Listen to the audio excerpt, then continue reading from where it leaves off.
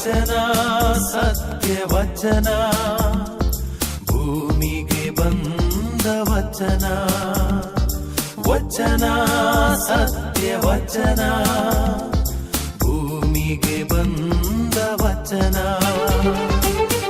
ಆದಿಯಲ್ಲಿ ಇದ್ದ ವಚನ ನಮ್ಮ ನೋಡ ಬಂದ ವಚನ ವಚನ ಸತ್ಯ ವಚನ ಭೂಮಿಗೆ ಬಂದ ವಚನ.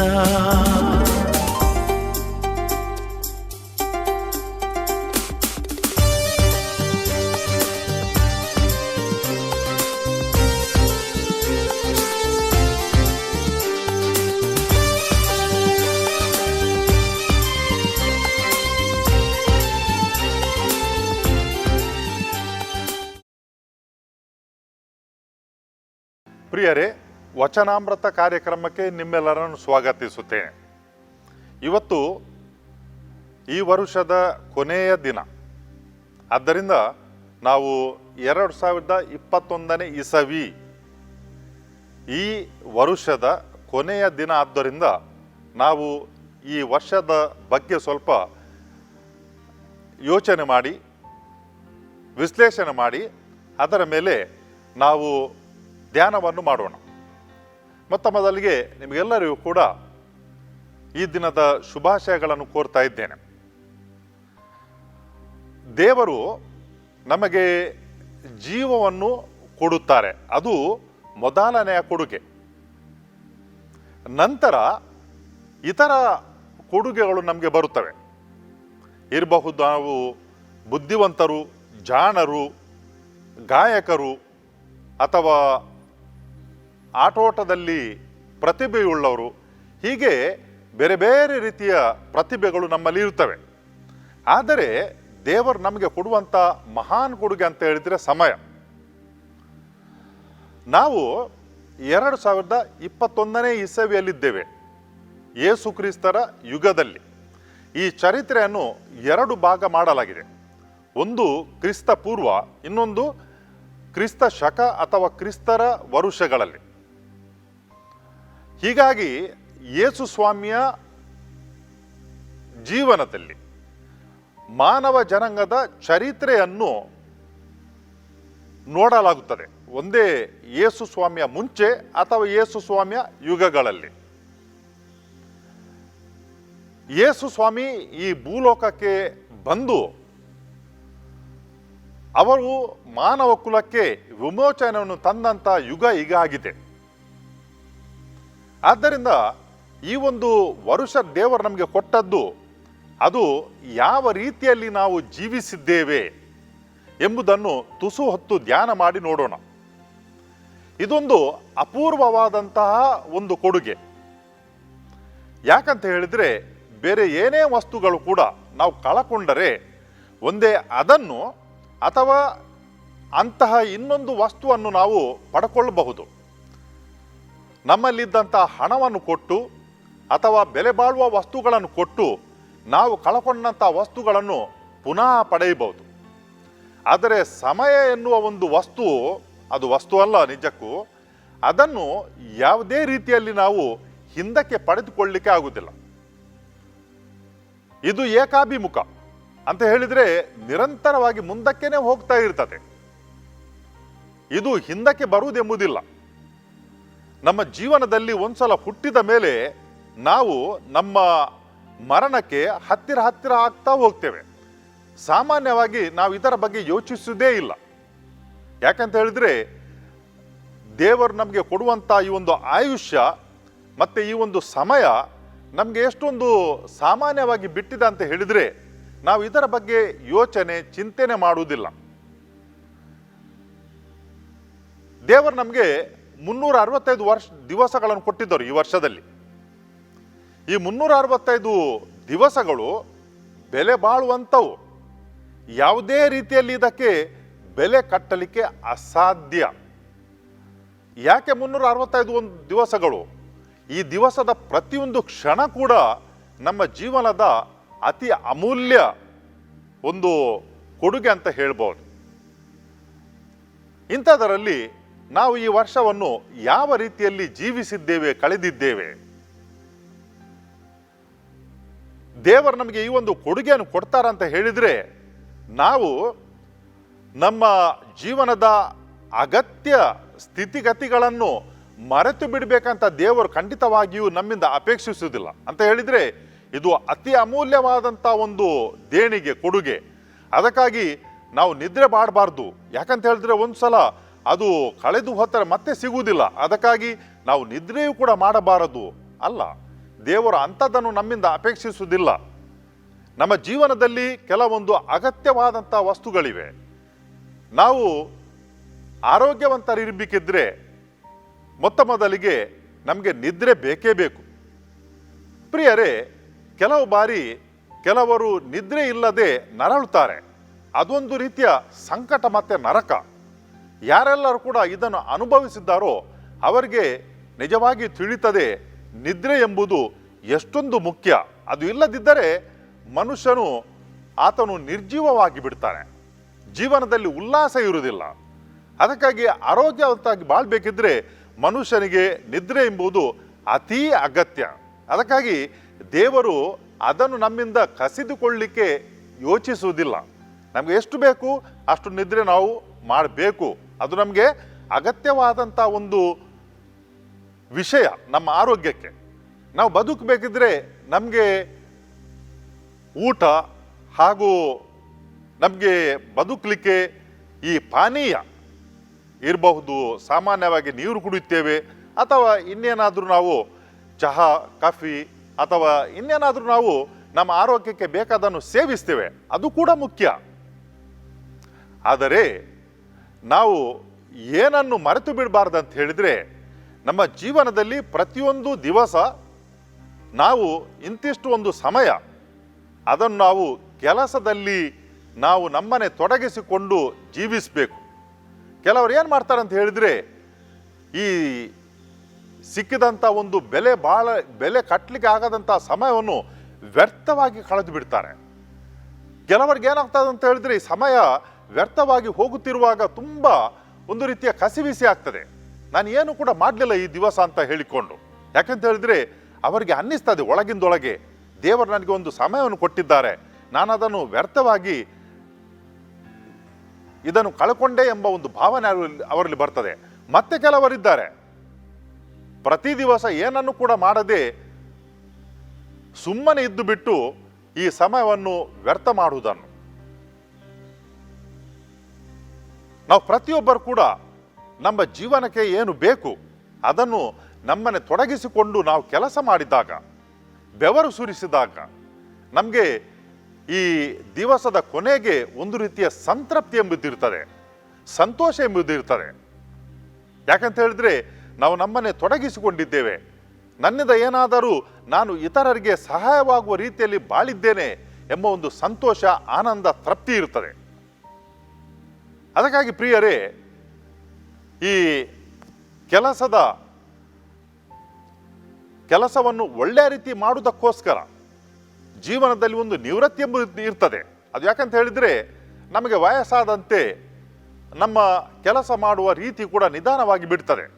ಅದಕ್ಕಾಗಿ ಎಲ್ಲಿಯಾದರೂ ಕೆಲಸ ಮಾಡುವವರು ಏನು ಮಾಡ್ತಾರೆ ಅಂತ ಹೇಳಿದರೆ ಅವರಿಗೆ ಒಂದು ನಿವೃತ್ತಿಯ ಒಂದು ಆಯುಷ್ಯವನ್ನು, ಅವರಿಗೆ ವಯಸ್ಸನ್ನು ಫಿಕ್ಸ್ ಮಾಡಿದ್ದಾರೆ. ಅದರ ಅರ್ಥ ಇದಲ್ಲ, ಮುಂದಕ್ಕೆ ಅವರು ಕೆಲಸ ಮಾಡಲಿಕ್ಕಿಲ್ಲ ಅಂತಲ್ಲ. ಕೆಲವರು ನೋಡಿ ಅವರು ವಯಸ್ಸಾಗಿ ನಿವೃತ್ತರಾದರೂ ಕೂಡ ಮತ್ತೆ ಕೂಡ ತಮ್ಮನ್ನೇ ತಾವು ತೊಡಗಿಸಿಕೊಳ್ತಾರೆ, ಏನಾದರೂ ಒಂದು ಉಪಯುಕ್ತವಾದ ರೀತಿಯಲ್ಲಿ ಅವರು ಕೆಲಸವನ್ನು ಮಾಡ್ತಾರೆ. ಯಾಕಂತ ಹೇಳಿದರೆ ಇಲ್ಲದಿದ್ದರೆ ಜೀವನದಲ್ಲಿ ಒಂದು ರೀತಿಯ ನೀರಸ ಆಗಿಬಿಡ್ತದೆ. ನನ್ನನ್ನು ಸಮಯವನ್ನು ಸರಿಯಾಗಿ ಉಪಯೋಗ ಮಾಡಲಿಲ್ಲ ಅಂತ ಒಂದು ರೀತಿಯ ಕೊರಗು ಒಳಗಿನಿಂದೊಳಗೆ ಇರ್ತದೆ. ಈ ಕಳೆದ ಒಂದು ವರ್ಷದಲ್ಲಿ ನಾವು ಕಣ್ಣು ಹಾಯಿಸಿದರೆ ಏನು ಕಾಣಲಿಕ್ಕೆ ಸಿಗ್ತದೆ? ನನಗೆ ಒಬ್ಬರು ಹೇಳಿದ್ದೇ ಉಂಟು. ಏನಂತ ಹೇಳಿದರೆ ಈ ಒಂದು ವರ್ಷ ಯಾವ ರೀತಿಯಲ್ಲಿ ಬಂದು ಬಿಡ್ತೇನೋ, ಎಲ್ಲವೂ ಕೂಡ ಒಂದು ಅದೃಷ್ಟನೇ ಇಲ್ಲದಾಗಿ ಹೋಯ್ತು. ಈ ವರ್ಷ ಎಂಬುದೇ ಒಂದೇ, ಅದು ಎಲ್ಲವೂ ಕೂಡ ನಾಶ ಮಾಡಿಬಿಟ್ರು. ತುಂಬ ಜನರಿಗೆ ಇದು ಆಗಿದೆ ಪ್ರಿಯರೇ ಈ ವರ್ಷದಲ್ಲಿ. ಯಾಕಂತ ಹೇಳಿದರೆ ಕಳೆದ ವರ್ಷ ನಾವು ಯೋಚನೆ ಮಾಡಿದಾಗೆ ಈ ಒಂದು ಕೋವಿಡ್ ಬಂದು ಬಿಟ್ಟಿತು, ಕೆಲಸ ಇರಲಿಲ್ಲ, ನಷ್ಟ ಆಯಿತು, ಆಮೇಲೆ ಗಳಿಕೆ ಇರಲಿಲ್ಲ. ಇದು ಇನ್ನೊಂದು ವರ್ಷ ಕೂಡ ಇದೇ ರೀತಿ ಆಯಿತು ಪ್ರಿಯರೇ. ಯಾರು ಕೂಡ ಊಹಿಸದಂಥ ರೀತಿಯಲ್ಲಿ ಇದು ಬಂದು ಬಿಟ್ಟದ್ದು. ನಮ್ಮ ಮಧ್ಯೆ ಇದ್ದವರು ಅನೇಕರು ಈ ವರ್ಷ ಕೊನೆ ಆಗುತ್ತಿರುವ ಹಾಗೆ ನಮ್ಮ ಮಧ್ಯೆ ಅವರಿಲ್ಲ. ತುಂಬ ಬೇಸರದ ಸಂಗತಿ. ಅವರನ್ನು ತುಸು ಹೊತ್ತು ನೆನೆಯುವ ನಾವು. ಯಾರಾದರೂ ಒಬ್ಬ ವ್ಯಕ್ತಿ ಅವರು ತೀರಿಕೊಂಡರೆ ನಮಗೆ ನೋವಾಗ್ತದೆ. ಯಾಕೆಂತ ಹೇಳಿದ್ರೆ ಇನ್ನು ಮುಂದೆ ಅವರ ಹತ್ರ ನಾವು ಮಾತನಾಡಲಿಕ್ಕೆ ಆಗುವುದಿಲ್ಲ, ಅವರು ಸಿಗುವುದಿಲ್ಲ ನಮಗೆ, ಅವರು ನಮ್ಮ ಹತ್ರ ಮಾತನಾಡುವುದಿಲ್ಲ, ಅವರನ್ನು ಕಾಣಲಿಕ್ಕೆ ಆಗುವುದಿಲ್ಲ. ಅಂತಹ ಅನೇಕ ಒಳ್ಳೆಯ ವ್ಯಕ್ತಿಗಳು ನಮ್ಮ ಮಧ್ಯೆ ಇದ್ದವರು ಇವತ್ತು ಇಲ್ಲ. ಅವರನ್ನು ಸ್ಮರಿಸುವ, ದೇವರ ಹತ್ರ ಪ್ರಾರ್ಥಿಸುವ, ಅವರಿಗೆ ದೇವರೇ ನೀವು ಈ ಚಿರಾಯುಷು ಸಾವಿಲ್ಲದಂಥ ಒಂದು ಜೀವನವನ್ನು, ಸೌಭಾಗ್ಯವನ್ನು ಅವರಿಗೆ ದಯಮಾಡಿ ನೀಡಿರಿ, ನಿಮ್ಮಲ್ಲಿ ಐಕ್ಯವಾಗುವಂಥ ಭಾಗ್ಯವನ್ನು ಅವರಿಗೆ ನೀಡಿರಿ ಸ್ವಾಮಿ ಅಂತ ನಾವು ಈ ಸಮಯದಲ್ಲಿ ಪ್ರಾರ್ಥಿಸುವ. ಅನೇಕ ಮಂದಿ ಈ ವರ್ಷದಲ್ಲಿ ಕಷ್ಟಗಳಿಗೆ ಒಳಗಾಗ್ತಾ ಹೋಗಿದ್ದಾರೆ. ಕೆಲಸವನ್ನು ಕಳ್ಕೊಂಡಿದ್ದಾರೆ, ಆದಾಯ ಇಲ್ಲ, ಕಾಯಿಲೆಗೆ ಒಳಪಟ್ಟಿದ್ದಾರೆ ಎಷ್ಟೋ ಮಂದಿ. ಅದರ ನಡುವೆಯಲ್ಲಿ ನಾವು ಈ ಒಂದು ಸಮಯವನ್ನು ದಾಟುತ್ತಾ ಮುಂದಕ್ಕೆ ಬಂದಿದ್ದೇವೆ. ದೇವರು ನಮ್ಮೊಂದಿಗೆ ಇದ್ದರು. ಅನೇಕ ಬಾರಿ ನಮ್ಮ ಮನಸ್ಸಿಗೆ ಪ್ರಶ್ನೆ ಬರ್ತದೆ, ಈ ಕಷ್ಟದಲ್ಲಿ ದೇವರು ನಮ್ಮನ್ನು ಯಾಕೆ ಕೈ ಬಿಟ್ಟಿದ್ದಾರಂತ ಹೇಳಿಕೊಂಡು. ನಮಗೆ ಈ ಕಷ್ಟಗಳು ಒಂದು ರೀತಿಯಲ್ಲಿ ಸಹಾಯ ಮಾಡ್ತವೆ ನಮ್ಮ ಜೀವನದ ಮೇಲೆ ಕಣ್ಣಾಯಿಸ್ಲಿಕ್ಕೆ. ಅದೇ ಪ್ರಕಾರ ನಾವು ಈ ಜೀವನದ ಅರ್ಥವನ್ನು ತಿಳಿದುಕೊಳ್ಳಲಿಕ್ಕೆ ಎಲ್ಲವೂ ಕೂಡ ಒಂದೇ ರೀತಿಯಾಗಿ ಒಳ್ಳೆಯದೇ ಇದ್ದರೆ ಕೆಲವು ಬಾರಿ ಏನಾಗ್ತದೆ ಅಂತ ಹೇಳಿದ್ರೆ ನಮಗೆ ಆ ಒಳಿತಿನ ಅದರ ಒಂದು ಪ್ರಾಮುಖ್ಯತೆ ತಿಳಿಯದಾಗಿ ಹೋಗ್ತದೆ. ಕೆಲವೊಂದು ಸಲ ನಾವು ಅನಾರೋಗ್ಯದಲ್ಲಿದ್ದಾಗ ಆ ಆರೋಗ್ಯದ ಭಾಗ್ಯ ಎಂಥದ್ದೊಂದು ನಮಗೆ ಅರ್ಥ ಆಗ್ತದೆ. ಕೆಲವೊಂದು ಬಾರಿ ನಮ್ಮ ಜೀವನದಲ್ಲಿ ಸಂಪನ್ಮೂಲಗಳು ಇಲ್ಲದಾಗ ಅಗತ್ಯವಿರುವಂಥ ವಸ್ತುಗಳು ನಮ್ಮ ಜೀವನದಲ್ಲಿ ಇದ್ದ ಅಂತ ಭಾಗ್ಯ, ಎಂಥ ಭಾಗ್ಯ ಒಂದು ಅರ್ಥ ಮಾಡಲಿಕ್ಕೆ ನಮಗೆ ಸಾಧ್ಯ ಆಗ್ತದೆ. ಅದೇ ಪ್ರಕಾರ ಈ ಒಂದು ಕಷ್ಟಗಳು ದೇವರು ನಮ್ಮ ಜೀವನದಲ್ಲಿ ಬರಲಿಕ್ಕೆ ಬಿಟ್ಟಿದ್ದಿರಬಹುದು. ಅದರ ಮುಖಾಂತರ ದೇವರು ನಮಗೆ ಒಂದು ದೊಡ್ಡ ಪಾಠವನ್ನು ಕೂಡ ಕಲಿಸ್ತಾರೆ. ಅದೇನಂತ ಹೇಳಿದರೆ ನಮ್ಮ ಜೀವನದಲ್ಲಿ ಎರಡು ಕೊರೆ ಇರಬೇಕು. ಒಳಿತಿರ್ತದೆ, ಕೆಡುಕಿರ್ತದೆ. ಆಗ ಮಾತ್ರ ನಾವು ಸರಿಯಾದ ದಾರಿಯಲ್ಲಿ ನಡೀಲಿಕ್ಕೆ ಸಾಧ್ಯ ಆಗ್ತದೆ. ದೇವರು ನಮ್ಮಿಂದ ದೂರ ಇದ್ದಾರೆ ಎಂಬುದರ ಅರ್ಥ ಅಲ್ಲ, ನಮ್ಮ ಜೊತೆಗಿರ್ತಾರೆ, ನಮ್ಮ ಜೊತೆಗೆ ಇದ್ದರು ಅವರು. ಈ ಕಷ್ಟ ಕಾಲದಲ್ಲಿ ನಾವು ದೇವರಲ್ಲಿ ಎಷ್ಟು ವಿಶ್ವಾಸವನ್ನು ಇಟ್ಟಿದ್ದೆವು, ಎಷ್ಟು ವಿಶ್ವಾಸವನ್ನು ಕಳ್ಕೊಂಡಿದ್ದೆವು ಎಂಬುದೊಂದು ಪ್ರಶ್ನೆ. ಎಲ್ಲ ಒಳ್ಳೆದಿರುವಾಗ ನಾವು ನಗುಮುಖದಿಂದ ಇರ್ತೇವೆ, ಪರಸ್ಪರ ಒಳ್ಳೆ ರೀತಿಯಲ್ಲಿ ಮಾತನಾಡುತ್ತೇವೆ, ಮತ್ತೆ ಕುಶಲೋಪಚಾರ ಮಾಡ್ತೇವೆ. ಜೀವನದಲ್ಲಿ ಕಷ್ಟಗಳು ಬಂದಾಗ ನಮಗೆಲ್ಲ ಕೂಡ ಅದು ಕೆಟ್ಟದೇ ತೋರುತ್ತದೆ, ಸಿಟ್ಟು ಬರ್ತದೆ, ಆಮೇಲೆ ತಾಳ್ಮೆ ಕಳೆದುಕೊಂಡು ಹೋಗ್ತದೆ.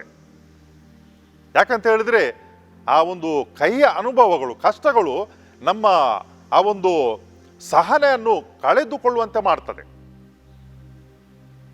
ಆದರೆ ನಾವು ಹಿಂದಕ್ಕೆ ನೋಡಿದಾಗ ಆ ಸಂದರ್ಭಗಳು ನಮ್ಮ ಜೀವನದಲ್ಲಿ ಒಂದು ದೊಡ್ಡ ಪಾಠವನ್ನೇ ಕಲಿಸ್ತವೆ.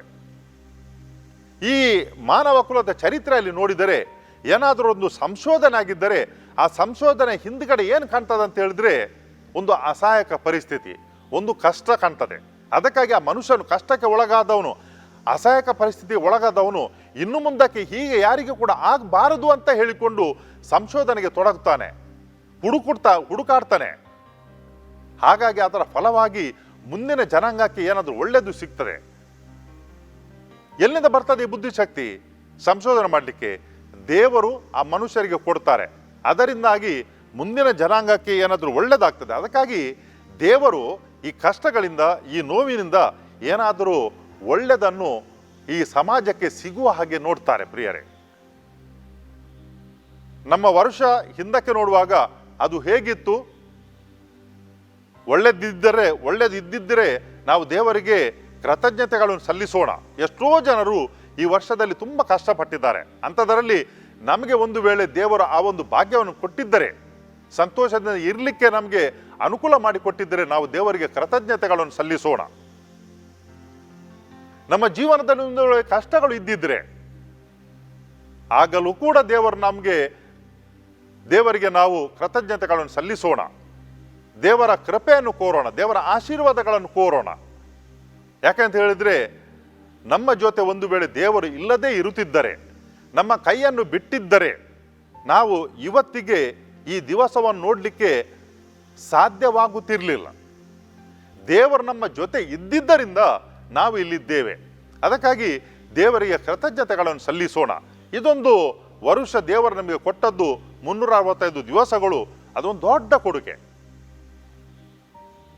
ಯೇಸು ಸ್ವಾಮಿ ಒಂದು ಸಾಮರ್ಥ್ಯಲ್ಲಿ ಹೇಳ್ತಾರೆ, ಒಬ್ಬ ಧನಿಕನು ಪರವೂರಿಗೆ ಹೋಗುತ್ತಿರುವಾಗ ತನ್ನ ನೌಕರರನ್ನು ಕರೆದು ಅವರವರ ಸಾಮರ್ಥ್ಯಕ್ಕೆ ಅನುಗುಣವಾಗಿ ಅವರಿಗೆ ಇಂತಿಷ್ಟು ಹಣವನ್ನು ಕೊಟ್ಟು ಹೋದನು.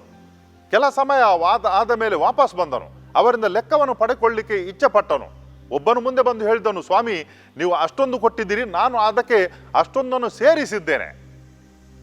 ಆ ಧನಿಕ ಏನು ಮಾಡ್ತಾನೆ ಅಂತ ಹೇಳಿದ್ರೆ, ಶಾಬಾಸ್, ನೀನು ಪ್ರಾಮಾಣಿಕ, ನೀನು ಕಷ್ಟಪಟ್ಟಿದ್ದೀಯ, ರಿಸ್ಕ್ ತಗೊಂಡಿದ್ದಿ, ಮತ್ತೆ ಇದು ಎಲ್ಲ ಗಳಿಸಿಕೊಂಡಿದ್ದಿ ಅಂತ ಆತನ ಪ್ರಶಂಸೆ ಮಾಡ್ತಾರೆ. ಎರಡನೇವನು ಕೂಡ ಹಾಗೇನು ಮಾಡ್ತಾನೆ. ಮೂರನೇವನು ಮಾತ್ರ ಹೇಳ್ತಾನೆ, ನೀವು ಕಠಿಣ ಮನುಷ್ಯ ಅಂತ ನನಗೆ ತಿಳಿದಿತ್ತು, ಅದಕ್ಕಾಗಿ ಏನು ಮಾಡಿದ್ದೇನೆ, ಕೊಟ್ಟ ಹಾಗೇನೆ ಇಟ್ಟಿದ್ದೇನೆ. ಅನೇಕರು ನಮ್ಮ ಮಧ್ಯೆ ನಾವು ಹಾಗೇನೆ ಇರ್ತೇವೆ ಪ್ರಿಯರೇ. ನಮ್ಗೇನು ಬೇಡ ಅಂತ ಹೇಳಿದ್ರೆ, ಆಚೆ ಕೆಟ್ಟದ್ದು ಕೂಡ ಬೇಡ, ಈಚೆ ಒಳ್ಳೆಯದು ಕೂಡ ಬೇಡ.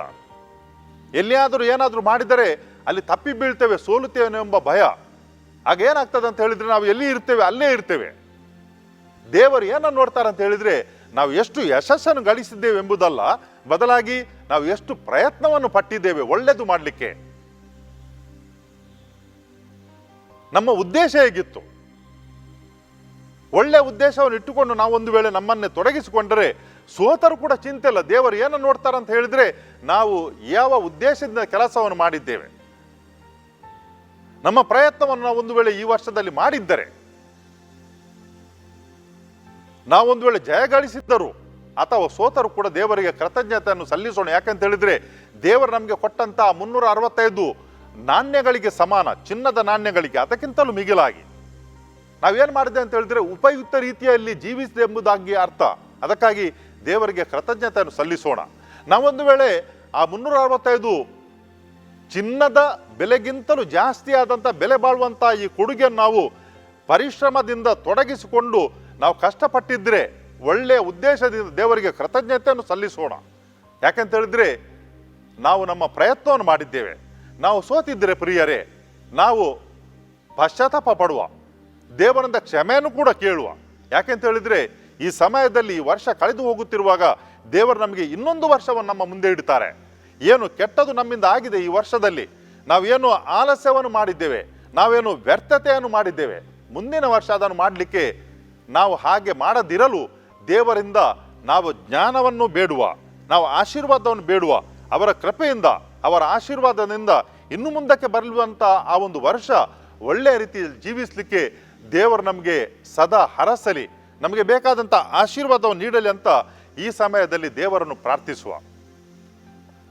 ಕರ್ತರಾದ ದೇವರೇ, ನೀವು ನಮಗೆ ಈ ಒಂದು ವರ್ಷವನ್ನು 2021ನೇ ಇಸವಿಯನ್ನು ಕೊಟ್ಟದಕ್ಕಾಗಿ ನಾವು ನಿಮಗೆ ಕೃತಜ್ಞತೆಗಳನ್ನು ಸಲ್ಲಿಸುತ್ತೇವೆ. ಈ ವರ್ಷದಲ್ಲಿ ನಾವೇನು ಒಳ್ಳೆಯದನ್ನು ಮಾಡಿದ್ದೇವೆ, ಅದಕ್ಕೋಸ್ಕರ ನಾವು ನಿಮಗೆ ಆಭಾರಿಯಾಗಿದ್ದೇವೆ. ನಿಮ್ಮ ಆಶೀರ್ವಾದದಿಂದ ಮಾತ್ರ ಇದನ್ನು ಮಾಡಲಿಕ್ಕೆ ಸಾಧ್ಯ ಆಯಿತು ದೇವರೇ. ಇನ್ನು ಮುಂದಿನ ವರ್ಷ ನೀವು ನಮಗೆ ಕೊಡುವಂಥ ಇನ್ನೊಂದು ಆ ಒಂದು ವರ್ಷದಲ್ಲಿ ನಾವು ಇನ್ನೂ ಕೂಡ ಉತ್ತಮ ರೀತಿಯಲ್ಲಿ ಜೀವಿಸಲು, ನಮ್ಮಿಂದ ಏನಾಗ್ತದೆ ಅದನ್ನೆಲ್ಲವನ್ನು ಮಾಡಲಿಕ್ಕೆ, ಸಮಾಜಕ್ಕೆ ಒಳಿತನ್ನು ಮಾಡಲಿಕ್ಕೆ, ಆಧ್ಯಾತ್ಮಿಕ ರೀತಿಯಲ್ಲಿ ಬೆಳೆಯಲಿಕ್ಕೆ ಬೇಕಾದಂಥ ಆಶೀರ್ವಾದಗಳನ್ನು ದಯಪಾಲಿಸಿರಿ. ಡಿವೈನ್ ವರ್ಡ್ ಟಿವಿ ಮೂಲಕ ಯಾರೆಲ್ಲರೂ ಕೂಡ ಈ ಕಾರ್ಯಕ್ರಮದಲ್ಲಿ ಪಾಲ್ಗೊಳ್ಳುತ್ತಾರೋ ಅವರೆಲ್ಲರ ಮೇಲೆ ನಿಮ್ಮ ಆಶೀರ್ವಾದವನ್ನು ಸುರಿಸಿರಿ ದೇವರೇ. ಅವರಿಗೆ ಆಯುರಾರೋಗ್ಯವನ್ನು ದಯಪಾಲಿಸಿರಿ, ಮನಸ್ಸಿನ ನೆಮ್ಮದಿಯನ್ನು ನೀಡಿರಿ, ಸಂತೋಷವನ್ನು ನೀಡಿರೆಂದು ನಿಮ್ಮನ್ನು ಪ್ರಾರ್ಥಿಸುತ್ತೇವೆ. ಆಮೇನ್.